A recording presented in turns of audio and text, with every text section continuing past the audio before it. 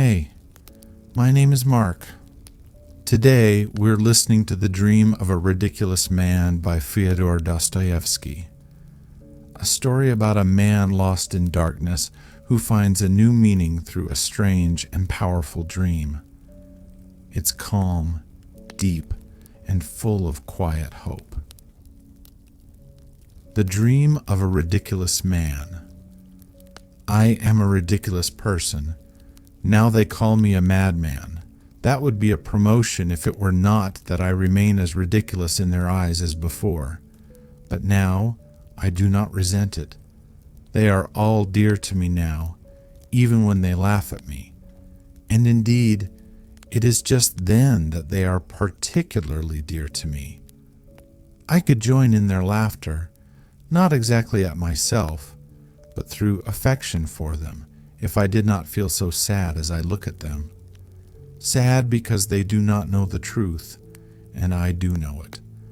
Oh, how hard it is to be the only one who knows the truth, but they won't understand that. No, they won't understand it. In old days, I used to be miserable at seeming ridiculous, not seeming, but being. I have always been ridiculous, and I have known it, perhaps, from the hour I was born. Perhaps from the time I was 7 years old, I knew I was ridiculous. Afterwards, I went to school, studied at the university, and do you know, the more I learned, the more thoroughly I understood that I was ridiculous. So that it seemed in the end as though all the sciences I studied at the university existed only to prove and make evident to me as I went more deeply into them that I was ridiculous. It was the same with life as it was with science. With every year, the same consciousness of the ridiculous figure I cut in every relation grew and strengthened. Everyone always laughed at me, but not one of them knew or guessed that if there were one man on earth who knew better than anybody else that I was absurd, it was myself. And what I resented most of all was that they did not know that. But that was my own fault. I was so proud that nothing would have ever induced me to tell it to anyone. This pride grew in me with the years, and if it had happened that I allowed myself to confess to anyone that I was ridiculous, I believe that I should have blown out my brains the same evening. Oh, how I suffered in my early youth from the fear that I might give way and confess it to my schoolfellows. But since I grew to manhood, I have for some unknown reason become calmer, though I realize my awful characteristic more fully every year. I say unknown, for to this day I cannot tell why it was. Perhaps it was owing to the terrible misery that was growing in my soul through something which was of more consequence than anything else about me. That something was the conviction that had come upon me that nothing in the world mattered. I had long had an inkling of it, but the full realization came last year, almost suddenly. I suddenly felt that it was all the same to me whether the world existed or whether there had never been anything at all.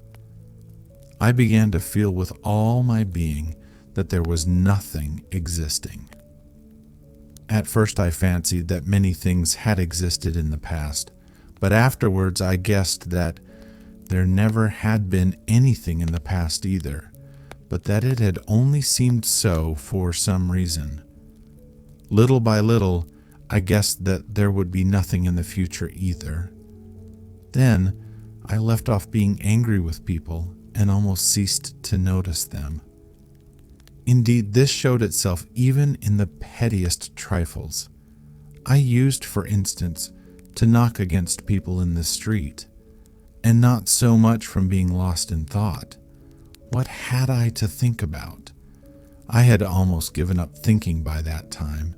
Nothing mattered to me, if at least I had solved my problems. Oh, I had not settled one of them, and how many they were. but I gave up caring about anything, and all the problems disappeared. And it was after that that I found out the truth. I learnt the truth last November, on the 3rd of November to be precise, and I remember every instant since. It was a gloomy evening, one of the gloomiest possible evenings. I was going home at about 11 o'clock, and I remember that I thought that the evening could not be gloomier, even physically. Rain had been falling all day, and it had been a cold, gloomy, almost menacing rain with, I remember, an unmistakable spite against mankind. Suddenly, between 10 and 11, it had stopped and was followed by a horrible dampness, colder and damper than the rain, and a sort of steam was rising from everything, from every stone in the street, and from every by-lane if one looked down it as far as one could. A thought suddenly occurred to me that if all the street lamps had been put out, it would have been less cheerless, that the gas made one's heart sadder because it lighted it all up. I had had scarcely any dinner that day and had been spending the evening with an engineer, and 2 other friends had been there also. I sat silent. I fancy I bored them. They talked of something rousing, and suddenly they got excited over it. But they did not really care, I could see that, and only made a show of being excited. I suddenly said as much to them. "My friends," I said, "you really do not care one way or the other." They were not offended, but they all laughed at me. That was because I spoke without any note of reproach, simply because it did not matter to me. They saw it did not, and it amused them. As I was thinking about the gas lamps in the street, I looked up at the sky. The sky was horribly dark, but one could distinctly see tattered clouds, and between them, fathomless black patches. Suddenly, I noticed in one of these patches a star, and began watching it intently. That was because that star gave me an idea. I decided to kill myself that night. I had firmly determined to do so 2 months before, and poor as I was, I bought a splendid revolver that very day and loaded it. But 2 months had passed and it was still lying in my drawer. I was so utterly indifferent that I wanted to seize a moment when I would not be so indifferent. Why, I don't know. And so for 2 months, every night that I came home, I thought I would shoot myself. I kept waiting for the right moment. And so, now the star gave me a thought. I made up my mind that it should certainly be that night, and why the star gave me the thought I don't know.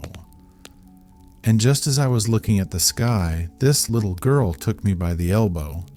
The street was empty, and there was scarcely anyone to be seen. A cabman was sleeping in the distance in his cab. It was a child of 8 with a kerchief on her head, wearing nothing but a wretched little dress, all soaked with rain. But I noticed particularly her wet, broken shoes, and I recall them now. They caught my eye particularly. She suddenly pulled me by the elbow and called me. She was not weeping, but was spasmodically crying out some words which she could not utter properly, because she was shivering and shuddering all over. She was in terror about something and kept crying, "Mammy, Mammy." I turned facing her. I did not say a word and went on, but she ran, pulling at me, and there was that note in her voice which in frightened children means despair. I know that sound. Though she did not articulate the words, I understood that her mother was dying, or that something of the sort was happening to them, and that she had run out to call someone, to find something to help her mother. I did not go with her. On the contrary, I had an impulse to drive her away. I told her first to go to a policeman, but clasping her hands She ran beside me, sobbing and gasping, and would not leave me. Then I stamped my foot and shouted at her. She called out, "Sir, sir," but suddenly abandoned me and rushed headlong across the road. Some other passerby appeared there, and she evidently flew from me to him. I mounted up to my 5th story. I have a room in a flat where there are other lodgers. My room is small and poor, with a garret window in the shape of a semicircle. I have a sofa covered with American leather, a table with books on it, 2 chairs, and a comfortable armchair, as old can be, but of the good old-fashioned shape. I sat down, lighted the candle, and began thinking. In the room next to mine, through the partition wall, a perfect bedlam was going on. It had been going on for the last 3 days. A retired captain lived there, and he had 6 visitors, gentlemen of doubtful reputation, drinking vodka and playing stoss with old cards. The night before there had been a fight, and I know that 2 of them had been for a long time engaged in dragging each other about by the hair. The landlady wanted to complain, but she was in abject terror of the captain. There was only one other lodger in the flat, a thin little regimental lady on a visit to Petersburg, with 3 little children who had been taken ill since they came into the lodgings. Both she and her children were in mortal fear of the captain, and lay trembling and crossing themselves all night, and the youngest child had a sort of fit from fright. That captain, I know for a fact, sometimes stops people in the Nevsky Prospect and begs. They won't take him into the service. But strange to say, that's why I am telling this. All this month that the captain has been here, his behavior has caused me no annoyance. I have, of course, tried to avoid his acquaintance from the very beginning, and he, too, was bored with me from the first. But I never care how much they shout the other side of the partition, nor how many of them there are in there. I sit up all night and forget them so completely that I do not even hear them. I stay awake till daybreak, and have been going on like that for the last year. I sit up all night in my armchair at the table, doing nothing. I only read by day. I sit, don't even think. Ideas of a sort wander through my mind, and I let them come and go as they will. A whole candle is burnt every night. I sat down quietly at the table, took out the revolver, and put it down before me. When I had put it down, I asked myself, I remember, is that so? And answered with complete conviction, it is. That is, I shall shoot myself. I knew that I should shoot myself that night for certain, but how much longer I should go on sitting at the table I did not know, and no doubt I should have shot myself if it had not been for that little girl. You see, though nothing mattered to me, I could feel pain, for instance. If anyone had struck me, it would have hurt me. It was the same morally. If anything very pathetic happened, I should have felt pity just as I used to do in old days, when there were things in life that did matter to me. I had felt pity that evening. I should have certainly helped a child. Why, then, had I not helped the little girl? Because of an idea that occurred to me at the time. When she was calling and pulling at me, a question suddenly arose before me, and I could not settle it. The question was an idle one, but I was vexed. I was vexed at the reflection that if I were going to make an end of myself that night, nothing in life ought to have mattered to me. Why was it that all at once I did not feel that nothing mattered, and was sorry for the little girl? I remember that I was very sorry for her, so much so that I felt a strange pang, quite incongruous in my position.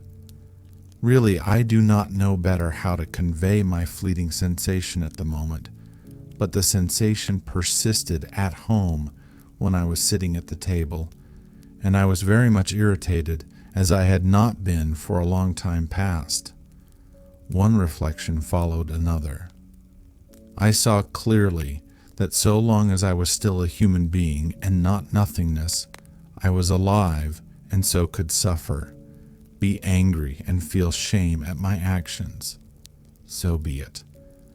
But if I am going to kill myself, in 2 hours say, what is the little girl to me, and what have I to do with shame or with anything else in the world? I shall turn into nothing, absolutely nothing. And can it really be true that the consciousness that I shall completely cease to exist immediately, and so everything else will cease to exist, does not in the least affect my feeling of pity for the child, nor the feeling of shame after a contemptible action? I stamped and shouted at the unhappy child as though to say, not only I feel no pity, but even if I behave inhumanly and contemptibly, I am free to, for in another 2 hours everything will be extinguished. Do you believe that that was why I shouted that? I am almost convinced of it now. It seemed clear to me that life and the world somehow depended upon me now.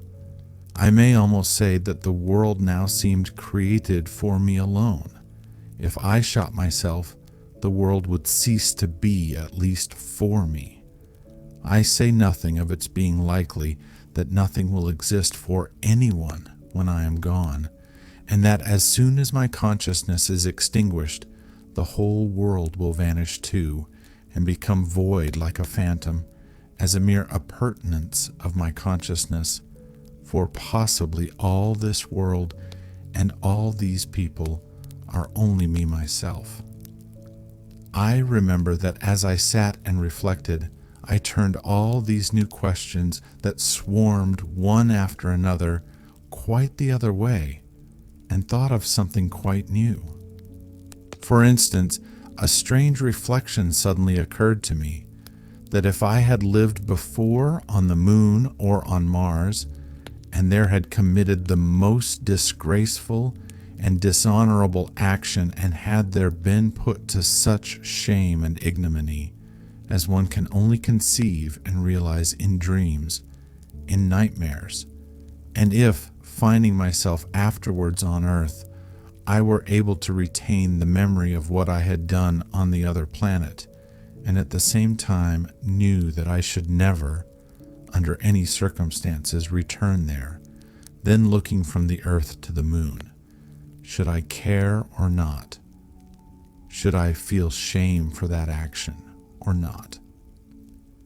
These were idle and superfluous questions, for the revolver was already lying before me, and I knew in every fiber of my being that it would happen for certain. But they excited me, and I raged. I could not die now without having first settled something. In short, the child had saved me, for I put off my pistol shot for the sake of these questions. Meanwhile, the clamor had begun to subside in the captain's room. They had finished their game, were settling down to sleep, and meanwhile were grumbling and languidly winding up their quarrels. At that point I suddenly fell asleep in my chair at the table, a thing which had never happened to me before. I dropped asleep quite unawares. Dreams, as we all know, are very queer things. Some parts are presented with appalling vividness, with details worked up with the elaborate finish of jewelry, while others one gallops through, as it were, without noticing them at all, as, for instance, through space and time. Dreams seem to be spurred on not by reason, but by desire, not by the head, but by the heart. And yet, what complicated tricks my reason has played sometimes in dreams, what utterly incomprehensible things happen to it. My brother died 5 years ago, for instance. I sometimes dream of him. He takes part in my affairs. We are very much interested. And yet all through my dream I quite know and remember that my brother is dead and buried. How is it that I am not surprised that, though he is dead, he is here beside me and working with me? Why is it that my reason fully accepts it? But enough. I will begin about my dream. Yes, I dreamed a dream, my dream of the 3rd of November. They tease me now, telling me it was only a dream. But does it matter whether it was a dream or reality, if the dream made known to me the truth? If once one has recognized the truth and seen it, you know that it is the truth, and that there is no other, and there cannot be, whether you are asleep or awake. Let it be a dream, so be it, but that real life of which you make so much I had meant to extinguish by suicide, and my dream, oh, it revealed to me a different life, renewed, grand, and full of power. Listen. 3. I have mentioned that I dropped asleep unawares and even seemed to be still reflecting on the same subjects. I suddenly dreamt that I picked up the revolver and aimed it straight at my heart and not my head, and I had determined beforehand to fire at my head, at my right temple. After aiming at my chest, I waited a second or two, and suddenly my candle, my table, and the wall in front of me began moving and heaving. I made haste to pull the trigger. In dreams, you sometimes fall from a height, or are stabbed or beaten, but you never feel pain unless perhaps you really bruise yourself against the bedstead. Then you feel pain, and almost always wake up from it. It was the same in my dream. I did not feel any pain, but it seemed as though with my shot everything within me was shaken, and everything was suddenly dimmed, and it grew horribly black around me. I seemed to be blinded and benumbed, and I was lying on something hard, stretched on my back. I saw nothing, and could not make the slightest movement. People were walking and shouting around me. The captain bawled, the landlady shrieked, and suddenly another break, and I was being carried in a closed coffin. And I felt how the coffin was shaking and reflected upon it. And for the first time the idea struck me that I was dead, utterly dead. I knew it and had no doubt of it. I could neither see nor move, and yet I was feeling and reflecting. But I was soon reconciled to the position, and as one usually does in a dream, accepted the facts without disputing them. Yes. And now I was buried in the earth. They all went away. I was left alone, utterly alone. I did not move. Whenever before I had imagined being buried, the one sensation I associated with the grave was that of damp and cold. So now I felt that I was very cold, especially the tips of my toes, but I felt nothing else. I lay still. Strange to say, I expected nothing, accepting without dispute that a dead man had nothing to expect. But it was damp. I don't know how long a time passed, whether an hour or several days or many days. But all at once a drop of water fell on my closed left eye, making its way through a coffin lid. It was followed a minute later by a second, then a minute later by a third, and so on, regularly every minute. There was a sudden glow of profound indignation in my heart, and I suddenly felt in it a pang of physical pain. That's my wound, I thought. That's the bullet. And drop after drop, every minute, kept falling on my closed eyelid, and all at once, not with my voice, but with my whole being, I called upon the power that was responsible for all that was happening to me.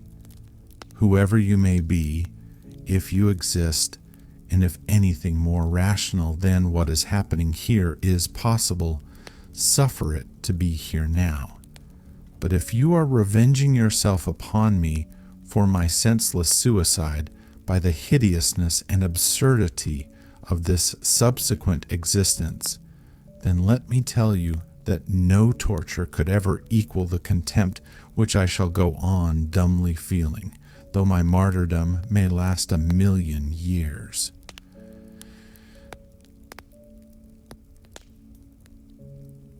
I made this appeal and held my peace. There was a full minute of unbroken silence, and again another drop fell, but I knew with infinite unshakable certainty that everything would change immediately. And behold, my grave suddenly was rent asunder. That is, I don't know whether it was opened or dug up, but I was caught up by some dark and unknown being, and we found ourselves in space. I suddenly regained my sight. It was the dead of night, and never, never had there been such darkness. We were flying through space, far away from the earth. I did not question the being who was taking me. I was proud and waited. I assured myself that I was not afraid, and was thrilled with ecstasy at the thought that I was not afraid. I do not know how long we were flying. I cannot imagine.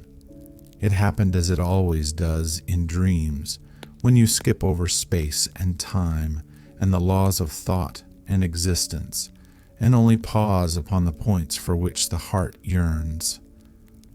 I remember that I suddenly saw in the darkness a star. "Is that serious?" I asked impulsively, though I had not meant to ask any questions. "Wind, no, that is the star you saw between the clouds when you were coming home," the being who was carrying me replied. I knew that it had something like a human face. Strange to say, I did not like that being. In fact, I felt an intense aversion for it. I had expected complete non-existence, and that was why I had put a bullet through my heart. And here I was in the hands of a creature not human, of course, but yet living, existing. And so there is life beyond the grave, I thought, with the strange frivolity one has in dreams. But in its inmost depth, my heart remained unchanged. And if I have got to exist again, I thought, and live once more under the control of some irresistible power, I won't be vanquished and humiliated. "You know that I am afraid of you and despise me for that," I said suddenly to my companion, unable to refrain from the humiliating question which implied a confession, and feeling my humiliation stab my heart as with a pin.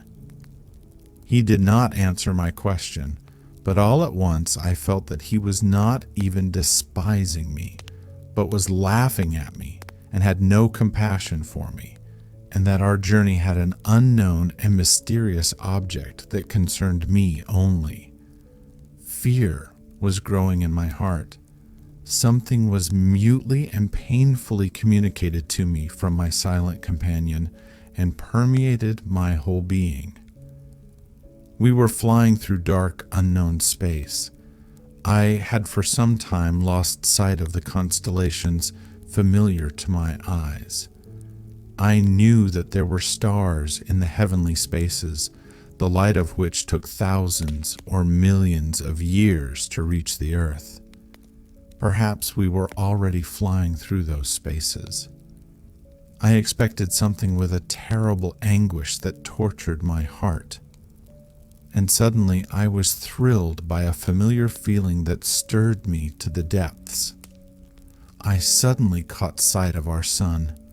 I knew that it could not be our sun, that gave life to our earth, and that we were an infinite distance from our sun, but for some reason I knew in my whole being that it was a sun exactly like ours, a duplicate of it. A sweet, thrilling feeling resounded with ecstasy in my heart.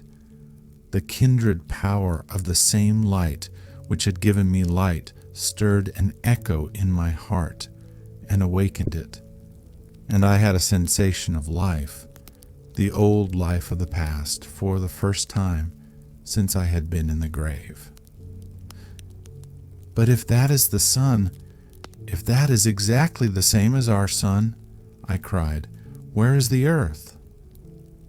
And my companion pointed to a star twinkling in the distance with an emerald light. We were flying straight towards it. And are such repetitions possible in the universe? Can that be the law of nature? And if that is an earth there, can it be just the same earth as ours? Just the same, as poor, as unhappy, but precious and beloved forever, arousing in the most ungrateful of her children the same poignant love for her that we feel for our earth?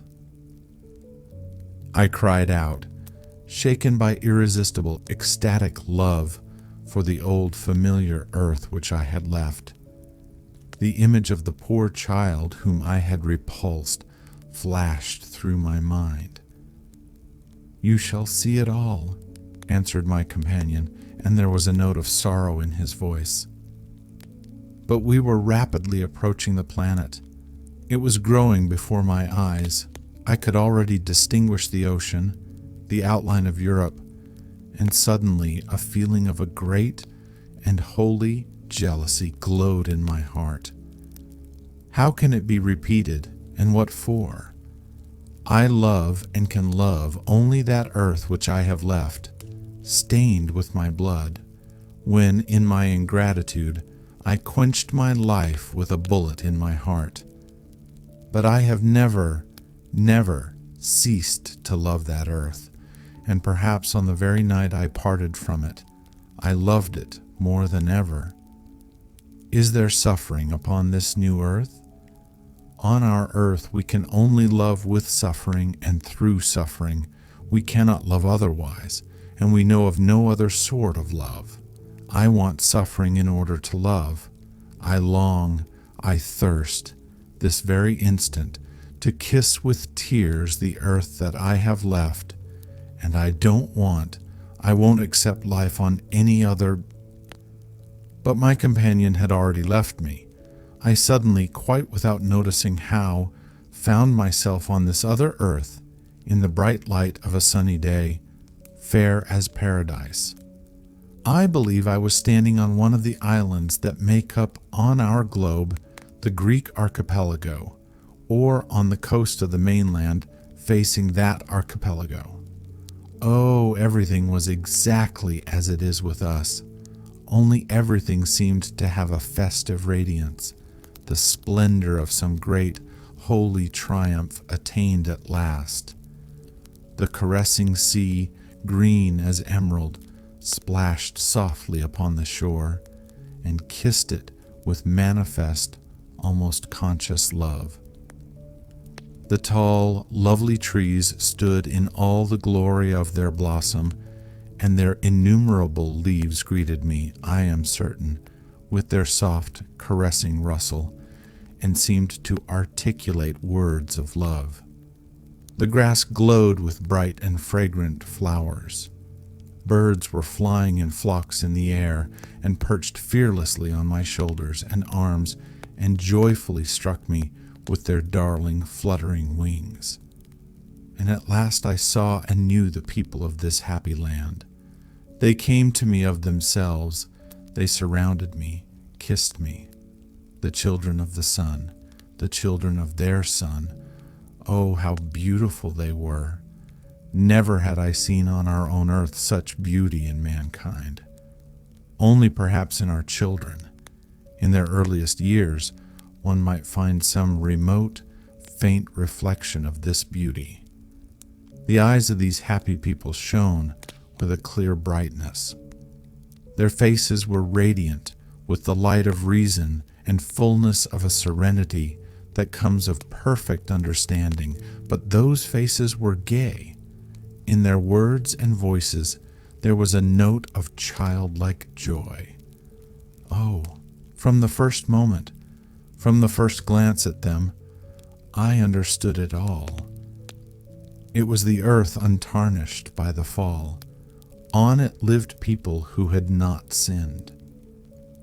They lived just in such a paradise as that in which, according to all the legends of mankind, our first parents lived before they sinned.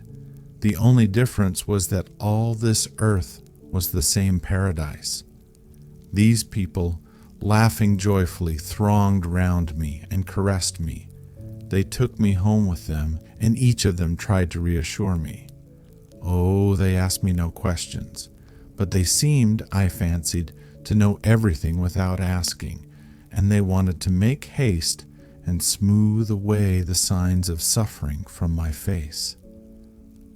Whined Efoi. And do you know what? Well, granted that it was only a dream, yet the sensation of the love of those innocent and beautiful people has remained with me forever, and I feel as though their love is still flowing out to me from over there. I have seen them myself, have known them and been convinced. I loved them. I suffered for them afterwards. Oh, I understood at once, even at the time, that in many things I could not understand them at all.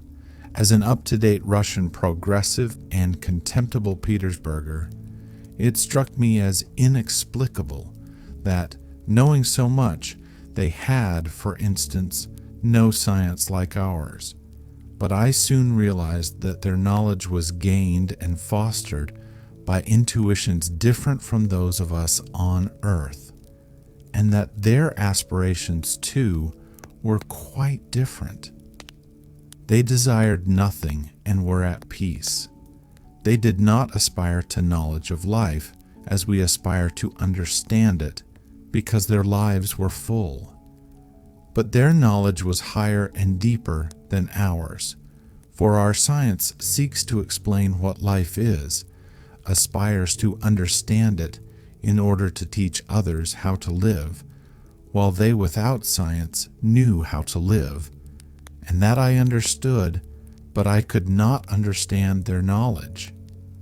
They showed me their trees, and I could not understand the intense love with which they looked at them. It was as though they were talking with creatures like themselves. And perhaps I shall not be mistaken if I say that they conversed with them. Yes, they had found their language, and I am convinced that the trees understood them.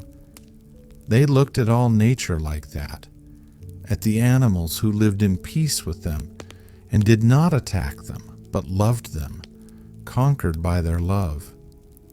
They pointed to the stars and told me something about them which I could not understand, but I am convinced that they were somehow in touch with the stars, not only in thought, but by some living channel. Oh, these people did not persist in trying to make me understand them. They loved me without that, but I knew that they would never understand me, and so I hardly spoke to them about our earth. I only kissed in their presence the earth on which they lived and mutely worshipped them themselves.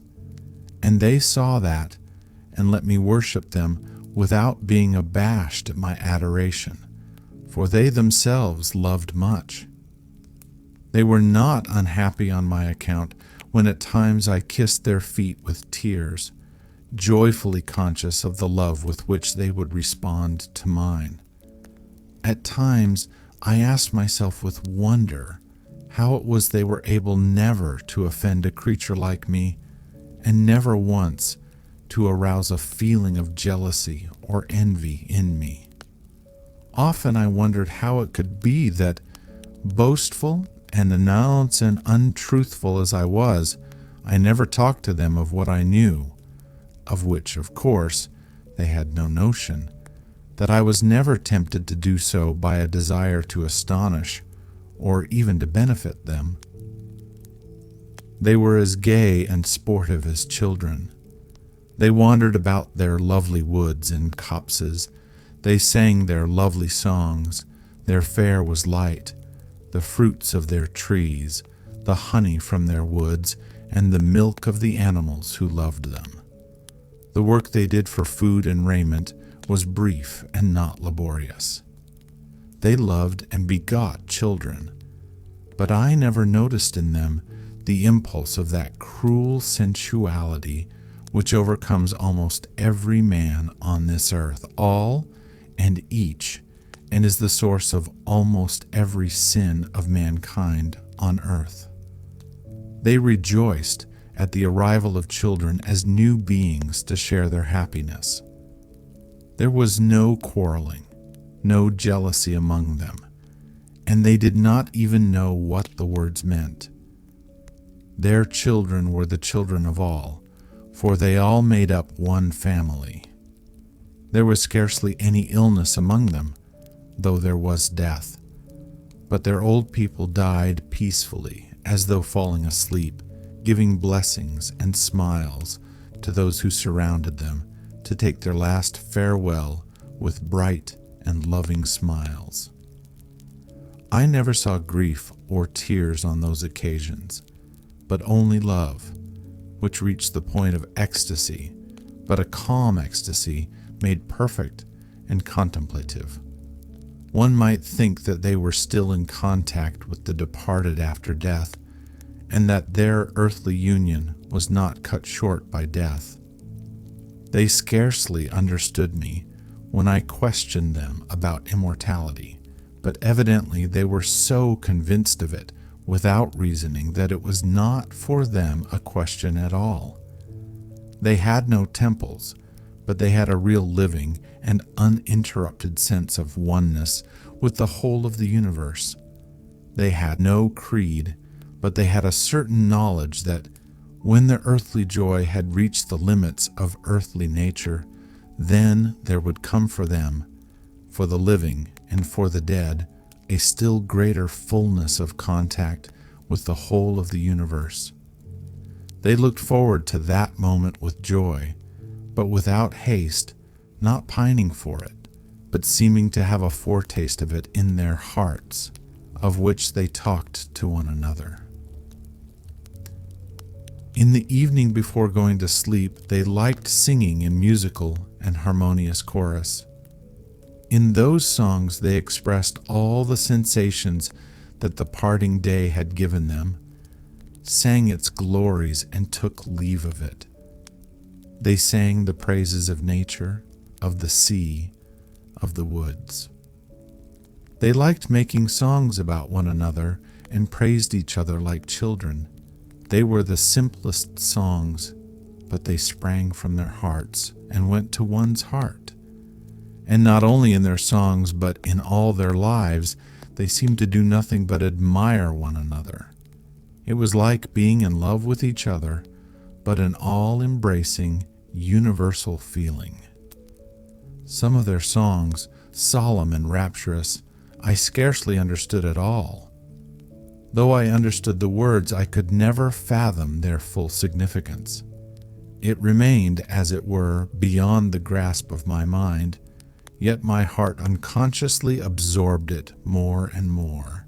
I often told them that I had had a presentiment of it long before, that this joy and glory had come to me on our earth in the form of a yearning melancholy that at times approached insufferable sorrow, that I had had a foreknowledge of them all, and of their glory in the dreams of my heart and the visions of my mind, that often on our earth I could not look at the setting sun without tears, that in my hatred for the men of our earth there was always a yearning anguish.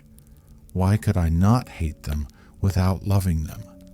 Why could I not help forgiving them? And in my love for them there was a yearning grief. Why could I not love them without hating them?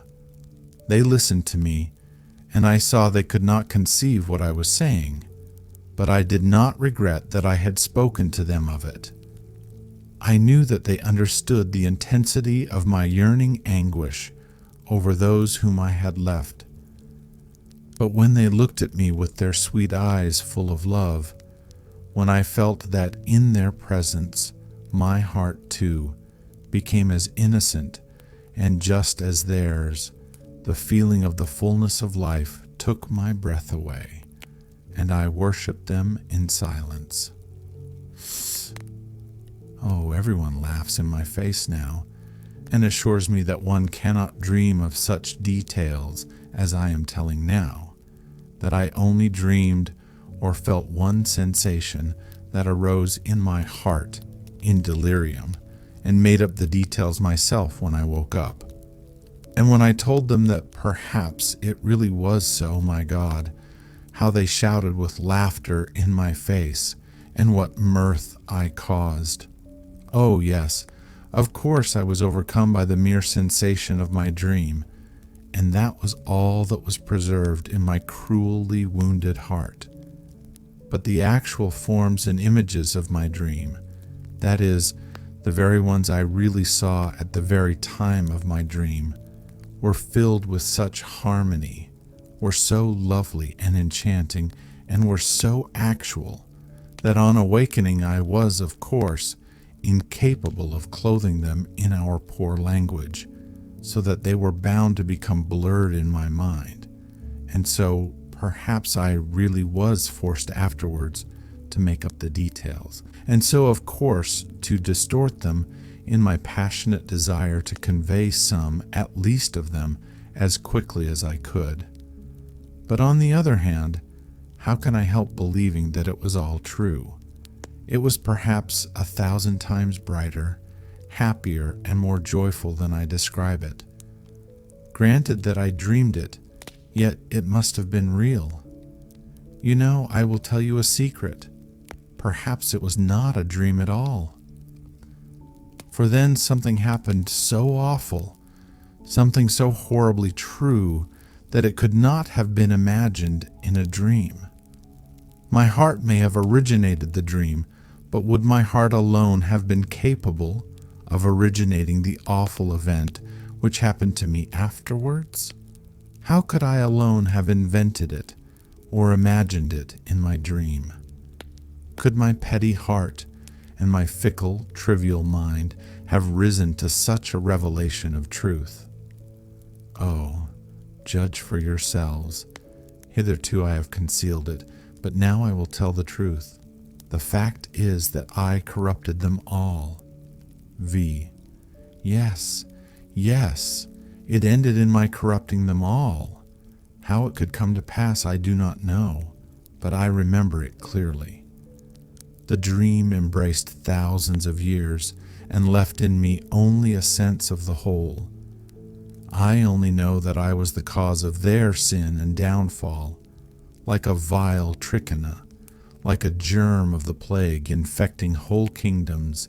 So I contaminated all this earth. So happy and sinless before my coming, they learnt to lie, grew fond of lying, and discovered the charm of falsehood. Oh, at first perhaps it began innocently, with a jest, coquetry, with amorous play, perhaps indeed with a germ, but that germ of falsity made its way into their hearts and pleased them. Then sensuality was soon begotten. Sensuality begot jealousy, jealousy, cruelty. Oh, I don't know. I don't remember. But soon, very soon, the first blood was shed. They marveled and were horrified and began to be split up and divided. They formed into unions, but it was against one another. Reproaches, upbraidings followed. They came to know shame, and shame brought them to virtue. The conception of honor sprang up, and every union began waving its flags. They began torturing animals, and the animals withdrew from them into the forests and became hostile to them. They began to struggle for separation, for isolation, for individuality, for mine and thine. They began to talk in different languages. They became acquainted with sorrow and loved sorrow. They thirsted for suffering and said that truth could only be attained through suffering. Then science appeared. As they became wicked, they began talking of brotherhood and humanitarianism and understood those ideas. As they became criminal, they invented justice and drew up whole legal codes in order to observe it, and to ensure their being kept, set up a guillotine. They hardly remembered what they had lost. In fact, refused to believe that they had ever been happy and innocent. They even laughed at the possibility of this happiness in the past and called it a dream. They could not even imagine it in definite form and shape, but, strange and wonderful to relate, though they lost all faith in their past happiness and called it a legend, they so longed to be happy and innocent once more that they succumbed to this desire like children, made an idol of it, set up temples and worshipped their own idea, their own desire, though at the same time they fully believed that it was unattainable and could not be realized. Yet they bowed down to it and adored it with tears. Nevertheless, if it could have happened that they had returned to the innocent and happy condition which they had lost, and if someone had shown it to them again and had asked them whether they wanted to go back to it, they would certainly have refused. They answered me, "We may be deceitful, wicked, and unjust. We know it and weep over it. We grieve over it. We torment and punish ourselves more, perhaps, than that merciful judge who will judge us and whose name we know not. But we have science, and by means of it we shall find the truth, and we shall arrive at it consciously. Knowledge is higher than feeling. The consciousness of life is higher than life. Science will give us wisdom, wisdom will reveal the laws, and the knowledge of the laws of happiness is higher than happiness." That is what they said, and after saying such things, everyone began to love himself better than anyone else, and indeed they could not do otherwise. All became so jealous of the rights of their own personality that they did their very utmost to curtail and destroy them in others, and made that the chief thing in their lives. Slavery followed, even voluntary slavery. The weak eagerly submitted to the strong, on condition that the latter aided them to subdue the still weaker. Then there were saints who came to these people weeping and talked to them of their pride, of their loss of harmony and due proportion, of their loss of shame. They were laughed at or pelted with stones. Holy blood was shed on the threshold of the temples. Then there arose men who began to think how to bring all people together again, so that everybody, while still loving himself best of all, might not interfere with others, and all might live together in something like a harmonious society. Regular wars sprang up over this idea. All the combatants at the same time firmly believed that science, wisdom, and the instinct of self-preservation would force men at last to unite into a harmonious and rational society. And so, meanwhile, to hasten matters, the wise endeavored to exterminate as rapidly as possible all who were not wise and did not understand their idea that the latter might not hinder its triumph. But the instinct of self-preservation grew rapidly weaker. There arose men, haughty and sensual, who demanded all or nothing. In order to obtain everything, they resorted to crime, and if they did not succeed, to suicide. There arose religions with a cult of non-existence and self-destruction for the sake of the everlasting peace of annihilation.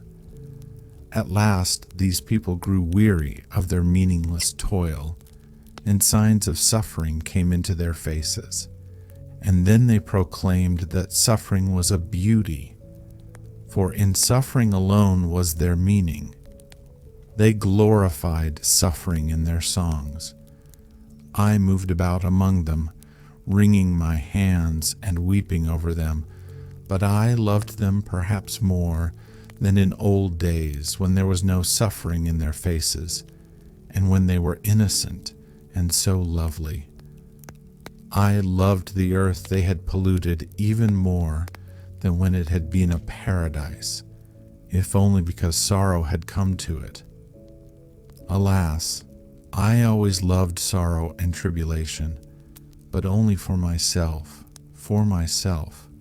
but I wept over them, pitying them.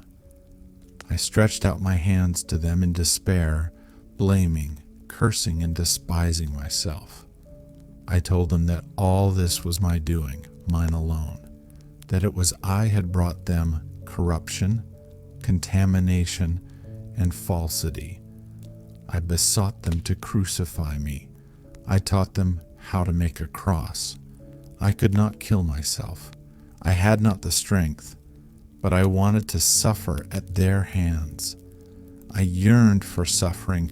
I longed that my blood should be drained to the last drop in these agonies.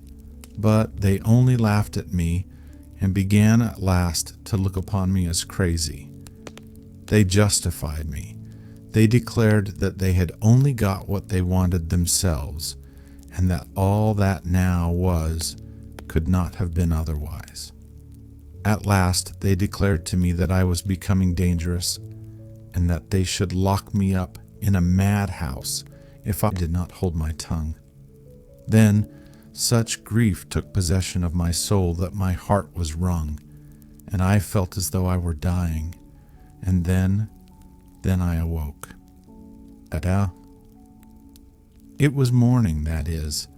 It was not yet daylight, but about 6 o'clock. I woke up in the same armchair. My candle had burnt out. Everyone was asleep in the captain's room, and there was a stillness all round, rare in our flat. First of all, I leapt up in great amazement. Nothing like this had ever happened to me before, not even in the most trivial detail. I had never, for instance, fallen asleep like this in my armchair. While I was standing and coming to myself, I suddenly caught sight of my revolver lying loaded, ready, but instantly I thrust it away. Oh, now, life, life! I lifted up my hands and called upon eternal truth, not with words, but with tears. Ecstasy, immeasurable ecstasy, flooded my soul. Yes, life and spreading the good tidings. Oh, I at that moment resolved to spread the tidings, and resolved it, of course, for my whole life. I go to spread the tidings. I want to spread the tidings. Of what? Of the truth, for I have seen it with my own eyes, have seen it in all its glory. And since then I have been preaching. Moreover, I love all those who laugh at me more than any of the rest. Why that is so, I do not know and cannot explain, but so be it. I am told that I am vague and confused, and if I am vague and confused now, what shall I be later on? It is true indeed.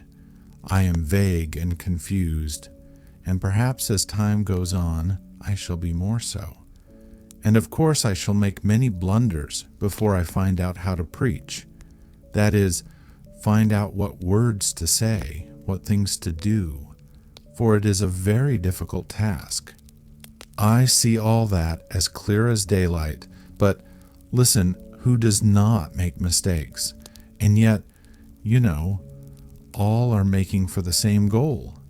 All are striving in the same direction anyway, from the sage to the lowest robber, only by different roads. It is an old truth, but this is what is new. I cannot go far wrong, for I have seen the truth. I have seen and I know that people can be beautiful and happy without losing the power of living on earth. I will not and cannot believe that evil is the normal condition of mankind, and it is just this faith of mine that they laugh at. But how can I help believing it? I have seen the truth. It is not as though I had invented it with my mind. I have seen it, and the living image of it has filled my soul forever. I have seen it in such full perfection that I cannot believe that it is impossible for people to have it. And so, how can I go wrong? I shall make some slips, no doubt, and shall perhaps talk in second-hand language, but not for long. The living image of what I saw will always be with me and will always correct and guide me. Oh, I am full of courage and freshness, and I will go on and on if it were for 1,000 years. Do you know, at first I meant to conceal the fact that I corrupted them, but that was a mistake. That was my first mistake. But truth whispered to me that I was lying and preserved me and corrected me. But how establish paradise? I don't know, because I do not know how to put it into words. After my dream, I lost command of words, all the chief words, anyway, the most necessary ones. But never mind, I shall go and I shall keep talking. I won't leave off, for anyway I have seen it with my own eyes, though I cannot describe what I saw. But the scoffers do not understand that. It was a dream, they say, delirium, hallucination. Oh, as though that meant so much. And they are so proud. A dream. What is a dream? And is not our life a dream? I will say more. Suppose that this paradise will never come to pass. That I understand. Yet I shall go on preaching it. And yet, how simple it is. In one day, in 1 hour, everything could be arranged at once. The chief thing is to love others like yourself. That's the great thing, and that's everything. Nothing else is wanted. You will find out at once how to arrange it all.